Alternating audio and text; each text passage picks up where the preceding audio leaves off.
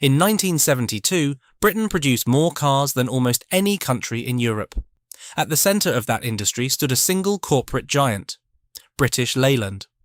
The company controlled nearly 40% of the British car market, operated almost 40 factories, and employed more than 200,000 workers across the country. Every year, nearly 1 million vehicles rolled off its production lines, carrying some of the most famous names in automotive history: Austin, Morris, Jaguar, Triumph, Land Rover, and the iconic Mini.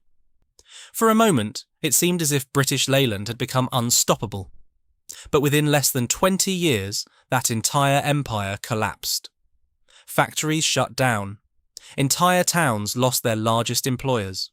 And the company that once symbolized the strength of British manufacturing became one of the most infamous industrial failures in modern European history. The fall of British Leyland didn't just destroy a corporation. It helped bring down Britain's entire car industry. Chapter 1. Britain's Automotive Empire. Before the merger. In 1908, British engineer Herbert Austin established the Austin Motor Company in Longbridge, Birmingham. Just a few years later, in 1910, another industrial pioneer, William Morris, began producing automobiles in Oxford under what would become the Morris brand. These two companies would soon become the pillars of Britain's early automotive industry, transforming the Midlands into one of the most important manufacturing regions in Europe. During the 1920s, both companies expanded rapidly as automobiles began replacing horse-drawn transportation across Britain. By 1925, Morris Motors had become the largest car manufacturer in the country, producing more vehicles than any other British company. Factories in Oxford, Birmingham and Coventry employed tens of thousands of workers, and the motor industry quickly became one of Britain's most important industrial sectors. Cars that had once been luxury products were gradually becoming accessible to middle-class families, and demand for vehicles increased dramatically across the country. The industry continued to grow throughout the 1930s, despite the economic turmoil of the Great Depression. By the eve of the Second World War in 1939, Britain had established itself as one of the leading automotive producers in the world. But the war temporarily halted civilian automobile production, as factories were converted to military manufacturing, producing aircraft engines, military trucks, and armoured vehicles. When the war ended in 1945, Britain faced the enormous challenge of rebuilding its economy. The automotive industry quickly became central to that recovery. Throughout the 1950s, British car manufacturers aggressively expanded exports, sending vehicles to markets across Europe, Australia, Africa, and the Commonwealth. At the time, Britain produced some of the most recognisable automobiles in the world.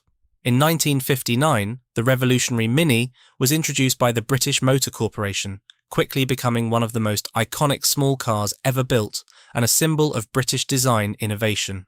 By the early 1960s, Britain's automotive sector appeared incredibly strong. The industry employed more than 800,000 people when suppliers and related engineering firms were included, and car exports accounted for a significant portion of Britain's manufacturing trade. Factories across the Midlands operated at enormous scale, producing vehicles that were shipped around the world. For many communities, the success of the motor industry defined everyday life. Entire towns depended on the stability of the factories that produced Britain's cars. Beneath this apparent success, serious structural problems were beginning to emerge. Unlike the American automotive industry, which was dominated by a few powerful corporations, Britain's car manufacturing sector remained fragmented among numerous competing companies. Many of these manufacturers produced similar vehicles targeting the same market segments, creating internal competition that limited their ability to scale production efficiently. At the same time, several British factories were struggling with outdated production systems. While manufacturers in the United States and continental Europe were investing heavily in automated assembly lines and modern engineering facilities, and many British plants continued relying on older manufacturing processes that reduced efficiency and increased production costs. The global automotive industry was also becoming more competitive. By the early 1960s, American giants like Ford Motor Company and General Motors had developed highly efficient mass production systems capable of producing millions of vehicles each year. Meanwhile, European manufacturers were beginning to consolidate into larger corporations capable of investing heavily in research, design, and modern factory technology. British policymakers began to worry that the country's fragmented automotive industry might not survive this new global competition. Reports commissioned by the British government warned that without significant consolidation, domestic manufacturers could struggle to compete with the scale and efficiency of international rivals. By 1965, discussions within the British government and industry leadership had increasingly focused on a bold solution: merging several major automotive companies into a single powerful corporation that could compete globally. The idea was to combine engineering resources, modernize production facilities, and eliminate destructive competition between domestic manufacturers. The plan promised to create a new industrial giant that would dominate Britain's automotive sector and challenge the largest car companies in the world. But merging rival companies that had spent decades competing against one another would prove far more complicated than anyone expected, and within just a few years, this ambitious strategy would lead to the creation of one of the most controversial industrial experiments in British history. Chapter 2. The Creation of a Giant. In January 1968, the British government approved one of the most ambitious industrial mergers in the country's modern history. The deal brought together two enormous automotive groups, British Motor Holdings and Leyland Motor Corporation, forming a new conglomerate that would soon dominate Britain's car industry. British Leyland. The logic behind the merger seemed compelling. By the late 1960s, Britain's automotive sector was struggling to compete with the scale of international rivals. American corporations such as Ford Motor Company and General Motors were producing millions of vehicles each year, while European manufacturers were rapidly modernizing their factories and consolidating their companies. British manufacturers, by contrast, remained fragmented and financially vulnerable. Many policymakers believed that without consolidation, the country's once dominant automotive industry could gradually fall behind its competitors. The merger was designed to solve that problem by creating a single industrial champion capable of competing on a global scale. When British Leyland was officially formed in 1968, it instantly became the largest car manufacturer in Britain and one of the biggest automotive companies in Europe. The new corporation brought together an extraordinary collection of brands that had previously operated independently for decades. These included mass-market manufacturers such as Austin and Morris, premium manufacturers like Jaguar and Triumph, and specialist vehicle producers such as Land Rover. Even the iconic Mini, one of the most recognizable small cars in the world, became part of the new industrial empire. The scale of the new corporation was enormous. At the time of its creation, British Leyland employed more than 200,000 workers and operated close to 40 major manufacturing plants across the United Kingdom. These factories were concentrated largely in the industrial Midlands, including major production sites in Birmingham, Oxford, Coventry, and Solihull. The company's output approached 1 million vehicles per year, and its brands collectively controlled a significant share of the British domestic market. For politicians and industry leaders, the creation of British Leyland represented a bold attempt to safeguard the future of Britain's automotive sector. Instead of dozens of competing companies duplicating engineering work and fighting for the same customers, the new conglomerate would centralise design, streamline production, and coordinate investment across its factories. With greater financial resources and unified management, the company was expected to modernise British manufacturing and compete more effectively against international rivals. Yet the merger also created a corporation of extraordinary complexity. The companies being combined had spent decades operating independently, each with its own engineering teams, production systems, and corporate cultures. Integrating these organisations into a single unified company proved far more difficult than policymakers had anticipated. Inside the new corporation, rival divisions often continued behaving like separate companies. Engineering departments worked on overlapping vehicle designs, but producing multiple models aimed at the same market segments. Instead of eliminating internal competition, the merger sometimes intensified it, as different divisions for resources and influence within the organisation. The company's manufacturing network was equally complicated. Some factories were relatively modern and efficient, while others relied on outdated production methods that were increasingly expensive to maintain. Coordinating production across dozens of facilities proved extremely difficult, and attempts to standardize manufacturing processes across the company often faced resistance from individual divisions that had long operated independently. Management itself struggled to control the vast corporate structure. British Leyland had inherited layers of executives from the companies that formed it, and decision-making within the organization often became slow and fragmented. Instead of creating a streamlined industrial powerhouse, the merger had produced a sprawling corporate empire with competing internal priorities. From the outside, however, the company still appeared formidable. With hundreds of thousands of employees, dozens of factories, and some of the most recognizable automotive brands in the world, British Leyland seemed positioned to dominate Britain's car industry for decades. Beneath that impressive scale, the foundations of the new empire were already showing signs of instability. The company had achieved enormous size and influence, yet size alone does not guarantee efficiency or stability. And as British Leyland would soon discover, building a giant industrial corporation was one challenge. Learning how to control it would prove to be an entirely different one. Chapter 3: The Golden Era that hid the crisis. By 1970, just 2 years after its creation, British Leyland had become the dominant force in Britain's automotive industry. The company controlled nearly 40% of the domestic car market, operated dozens of manufacturing plants across the country, and employed more than 200,000 workers throughout its vast industrial network. From the massive Longbridge factory in Birmingham to the busy production lines in Oxford and Solihull, British Leyland's factories were producing hundreds of thousands of vehicles every year. At its peak in the early 1970s, the company's total annual output approached 1 million cars, making it one of the largest automobile manufacturers in Europe. The range of vehicles produced by the company was remarkably diverse. Arns are affordable everyday cars rolled off the assembly lines alongside luxury sports vehicles and specialized off-road machines. Among the most recognizable was the Mini, first introduced in 1959, which had become a global cultural icon by the early 1970s. Compact, efficient, and instantly recognizable, the Mini symbolized a new generation of British automotive design. Meanwhile, luxury brands such as Jaguar projected prestige and engineering sophistication, exporting high-performance vehicles to customers around the world. Other brands within the group, including Triumph and Land Rover, helped strengthen the company's presence in both sports car and utility vehicle markets. On the surface, the company appeared to represent everything policymakers had hoped for when the merger was approved in 1968. Our Britain now possessed a single automotive giant capable of competing with international manufacturers.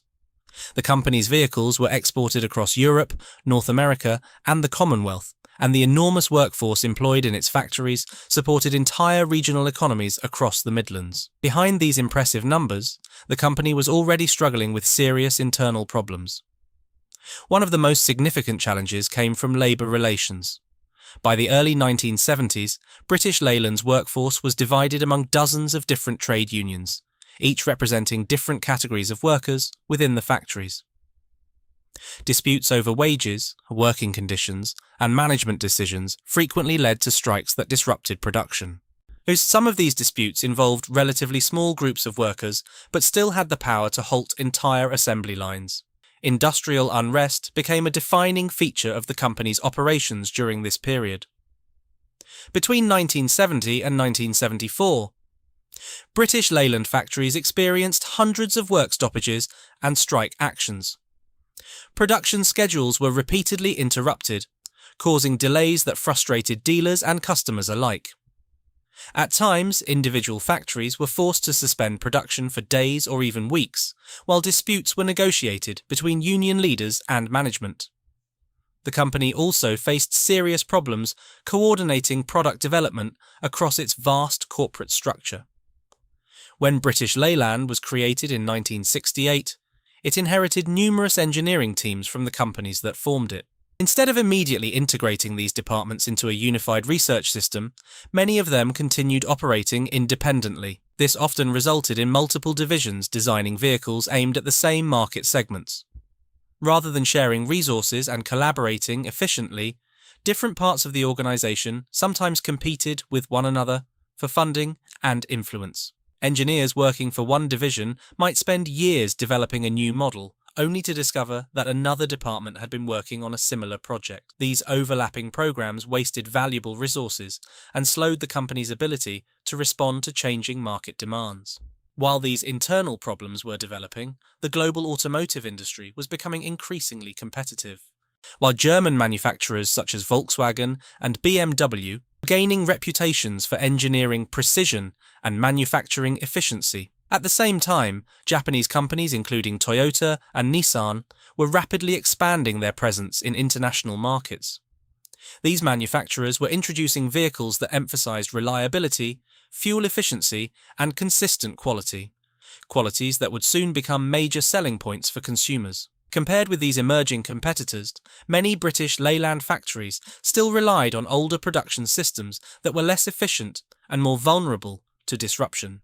As global competition intensified, the weaknesses of the company's structure became increasingly difficult to ignore. From the outside, British Leyland still appeared to be an enormous industrial powerhouse. Its factories employed hundreds of thousands of workers, its brands remained recognisable around the world, and its vehicles continued rolling off production lines in vast numbers. But the appearance of strength was beginning to mask deeper structural problems. Because beneath the surface of this industrial giant, the systems holding the company together were already starting to break down.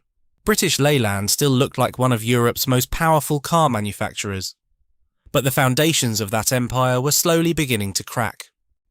Chapter 4: Chaos inside the factories. By 1972, the internal tensions inside British Leyland were becoming impossible to ignore. What had been designed in 1968 as a unified national automotive champion was increasingly turning into one of the most turbulent industrial organisations in Britain. Inside its factories, disputes between workers, union representatives, and management had begun to disrupt production on a scale that alarmed both government officials and industry observers. One of the central problems was the structure of the company's workforce. British Leyland employed more than 200,000 workers, but those employees were represented by dozens of different trade unions, each responsible for specific groups of workers inside the factories. This fragmented labour structure meant that even relatively small disputes could halt production across entire facilities. If a particular group of workers stopped working in one part of the production line, the rest of the assembly process could quickly grind to a halt. Throughout the early and mid-1970s, strikes and work stoppages became increasingly common. At times, the disruptions were triggered by disputes over wages or working conditions. In other cases, they were caused by disagreements about factory management decisions or changes in production practices. Some strikes involved thousands of workers and lasted for extended periods, while others were shorter but still disruptive enough to interrupt the delicate rhythm of automotive assembly lines. Between 1971 and 1974, British Leyland factories experienced hundreds of industrial disputes. Production schedules were repeatedly delayed, orders were postponed, and dealers began complaining that the company could not deliver vehicles on time. These disruptions damaged the company's reputation among customers and created serious financial pressure within the organisation. At the same time, quality problems were beginning to undermine confidence in many of the company's vehicles. During the mid-1970s, British Leyland introduced several new models intended to compete with international rivals in the mass-market car segment. Among them were vehicles like the Austin Allegro, launched in 1973, and the Morris Marina, introduced earlier in 1971. These cars were meant to strengthen the company's position in the growing market for affordable family vehicles. Instead, quickly became symbols of the company's growing problems. Both models were criticised by automotive journalists and consumers for poor build quality, mechanical issues, and outdated engineering. Complaints about reliability began appearing more frequently in international markets, and British cars increasingly struggled to match the standards set by foreign competitors. These quality issues were partly the result of the company's fragmented engineering structure. Because British Leyland had inherited multiple development teams from the companies that formed it, coordination between different divisions remained difficult. Engineers working in separate departments sometimes pursued competing design approaches, and product development often became slower and less efficient than executives had originally hoped. Meanwhile, Foreign competitors were rapidly transforming the global automotive industry. German manufacturers such as Volkswagen were producing vehicles with increasingly sophisticated engineering and consistent build quality. At the same time, Japanese companies like Toyota and Nissan were introducing highly reliable cars built using advanced manufacturing techniques that emphasized efficiency and quality control. Compared with these emerging competitors, British Leyland's factories were struggling to keep pace. Some plants relied on production systems that had changed very little since the 1950s, and attempts to modernize equipment often faced resistance from both management structures and labour organisations within the company. As a result, the gap between British Leyland and its international competitors continued to widen throughout the decade. Financial pressure began to intensify as sales slowed and production disruptions increased costs. The enormous workforce that had once symbolized the company's industrial power now became one of its most difficult burdens. Maintaining wages, operating dozens of factories, and funding new vehicle development required enormous financial resources. Yet the company's declining reputation in global markets meant that revenue was no longer growing at the pace executives had expected. By the mid-1970s, it had become clear that British Leyland was facing a crisis far deeper than simple labour disputes or temporary production problems. The company's enormous size had created a complex system that proved increasingly difficult to manage effectively. Internal conflicts, declining product quality, and an intensifying international competition were all converging to create a dangerous situation. From the outside, British Leyland still appeared to be Britain's largest and most powerful car manufacturer. Its factories continued producing hundreds of thousands of vehicles, and its brands remained familiar to drivers around the world. But inside the company, the system was beginning to fracture.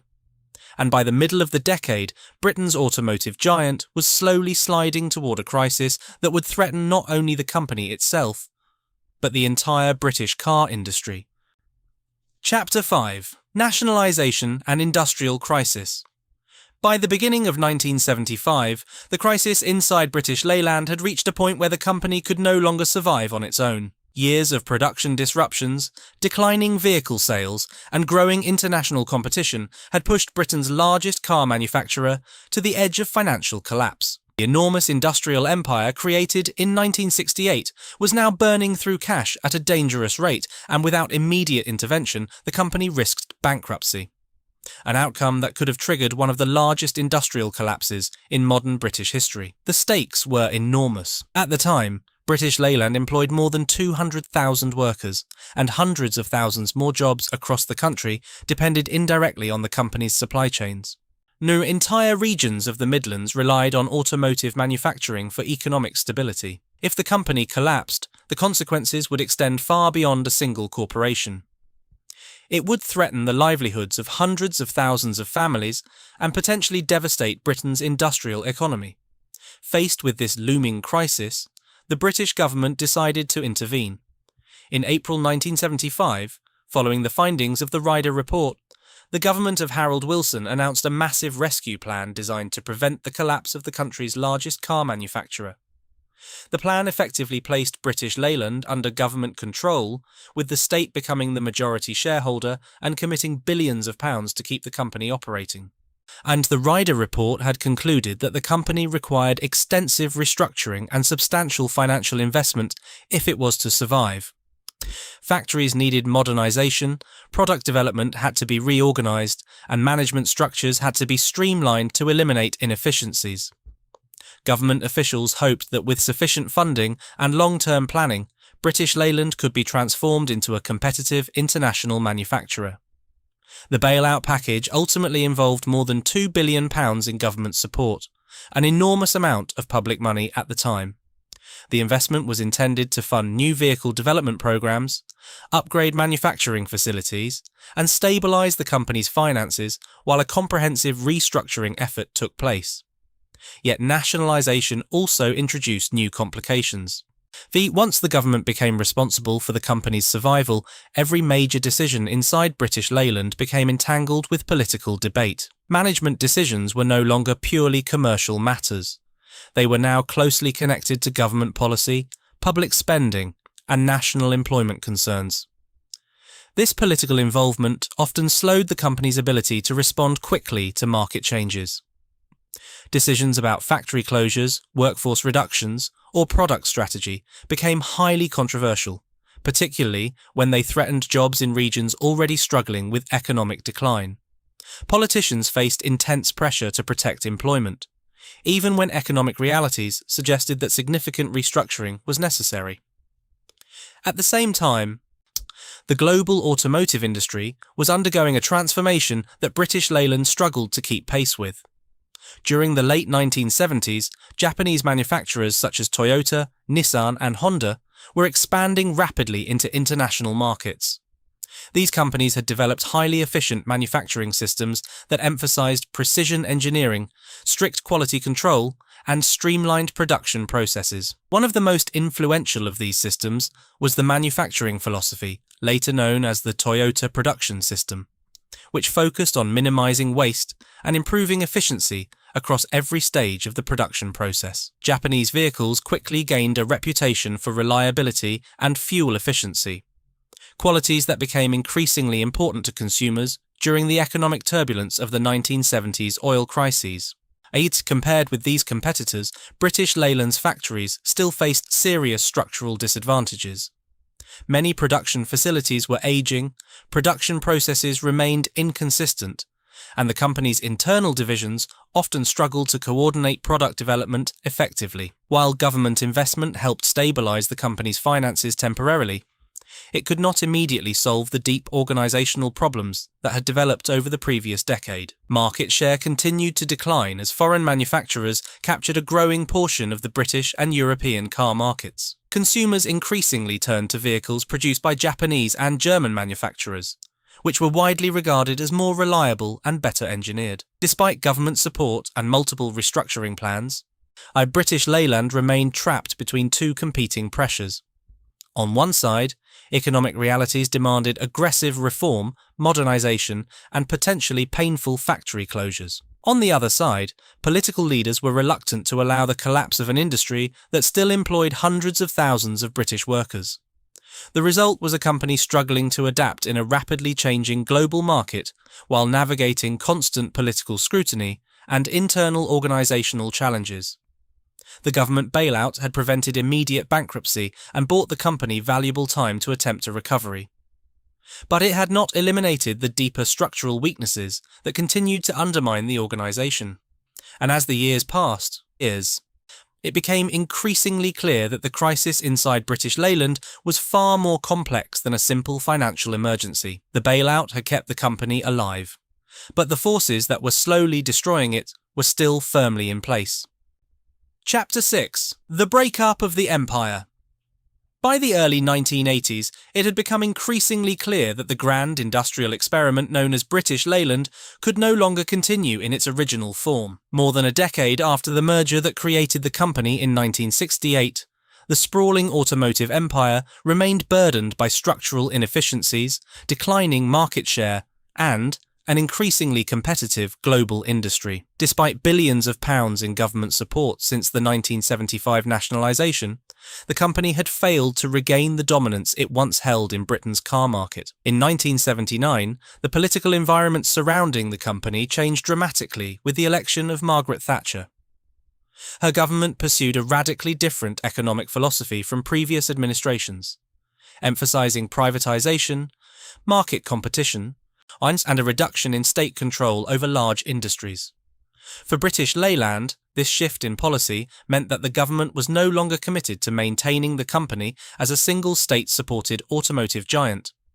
Instead, the strategy began to focus on restructuring the organisation by gradually breaking it apart.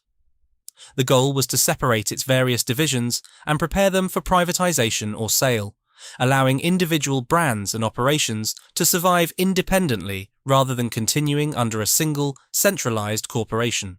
One of the earliest and most significant steps in this process came in 1984, when the prestigious luxury car manufacturer Jaguar was separated from the main company and privatised. Jaguar had retained a strong reputation for performance and engineering excellence. And government officials believed the brand had a better chance of competing internationally if it operated as an independent company. The privatization allowed Jaguar to attract new investment and refocus its strategy in the global luxury car market. The remaining sections of British Leyland, however, continued to face major challenges. The company's mass-market vehicle divisions struggled to compete against increasingly sophisticated foreign competitors. Japanese manufacturers such as Toyota and Nissan were gaining significant market share across Europe, offering vehicles known for reliability, efficiency, and consistent build quality. German manufacturers were also strengthening their presence in international markets, producing cars that combined advanced engineering with strong brand reputations. Within Britain itself, while consumer preferences were gradually shifting toward these foreign brands. Many drivers who had once purchased domestic vehicles were now choosing imported models that were widely perceived as more dependable. For British Leyland's mass-market divisions, this shift in consumer confidence created an increasingly difficult environment. As restructuring continued through the mid-1980s, several of the company's historic brands were either discontinued or absorbed into reorganized divisions.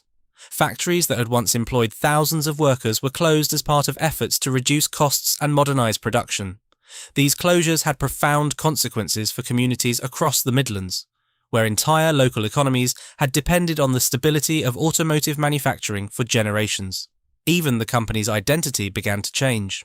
While in 1986, the remaining mass-market operations of British Leyland were reorganized under a new corporate structure that would eventually become known as the Rover Group. The rebranding reflected the government's attempt to move away from the troubled legacy associated with the British Leyland name and create a more focused automotive manufacturer capable of surviving in a competitive global market. Yet the breakup of the empire did not stop there. During the following decades, the remaining parts of the old British Leyland organisation would pass through multiple ownership changes. In 1989, the Rover Group itself was privatised and sold to British Aerospace, marking the final step in the government's long process of withdrawing from direct control of the automotive company. What had once been conceived as a unified industrial powerhouse was now fragmented into separate companies, each struggling to survive in a global marketplace that had grown far more competitive than the one that existed when British Leyland was first created. The breakup unfolded slowly over years of restructuring and ownership changes, but the outcome was unmistakable. The enormous automotive empire that had once controlled a large portion of Britain's car industry was no longer a single company. It had been dismantled, divided, and gradually sold off. What had once been Britain's industrial champion was now being sold piece by piece. Chapter 7. Legacy of a Collapse. By the early 1990s, the once dominant automotive empire created in 1968 had effectively disappeared. The name British Leyland, which had once represented Britain's most ambitious attempt to control its car industry, had faded into history. What remained were fragments of the enormous industrial system that had once employed hundreds of thousands of workers and produced nearly 1 million vehicles each year. The collapse of British Leyland did not happen in a single dramatic moment, but through a long process of restructuring, privatisation, and industrial decline that permanently transformed the landscape of Britain's manufacturing economy. The consequences were felt most strongly in the industrial regions of the Midlands, where automotive production had defined local life for generations. Cities such as Birmingham, Coventry and Oxford had grown around vast factory complexes that provided stable employment to thousands of workers. When those factories began to close or reduce production during the 1980s and early 1990s, the effects rippled through entire communities. Local businesses that depended on factory workers lost customers, unemployment rose, and many towns that had once thrived as industrial centres faced years of economic uncertainty. For the workers who had spent decades building Britain's cars, the decline of the industry carried a deeply personal impact. In many families, employment at automotive plants had passed from one generation to the next. Fathers, sons, and sometimes even grandfathers had worked in the same factories, on developing specialised skills and building strong communities around the shared identity of industrial labour. When those jobs disappeared, it marked the end of a way of life that had shaped the culture of Britain's manufacturing regions throughout the 20th century. Yet while the empire itself collapsed, some of the brands that once formed the core of British Leyland would survive. though not under British ownership. Over the following decades, several of the company's most recognizable automotive names were acquired by international corporations that saw value in their heritage and engineering potential. The iconic Mini, originally introduced in 1959 and once produced by British Leyland factories, eventually became part of the German automotive group, BMW.